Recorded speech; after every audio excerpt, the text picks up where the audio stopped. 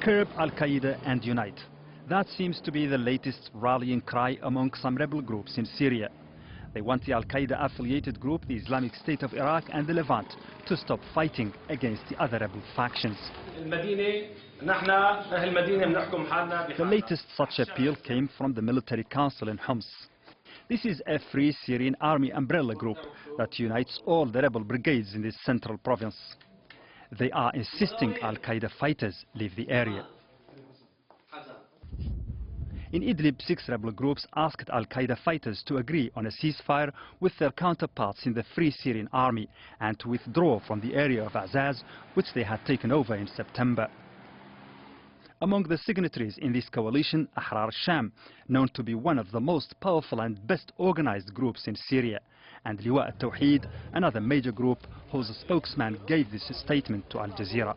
The Tawheed Brigade and the Islamic State in Iraq and the Levant is present all over Syria. No one should resort to force because this would lead to more bloodshed for our people. We invite the two sides to join the Sharia code so we can find a binding resolution to this dispute. Over the last 6 months, the Al-Qaeda-affiliated group, the Islamic State of Iraq and the Levant, has steadily taken towns and villages near the Turkish border. They've been fighting the Free Syrian Army, who had been in control of this region. Among the most important of those towns are Dana, Al-Raqqa and Azaz. The fighting has seriously undermined the Syrian opposition and made toppling Assad a less attainable goal.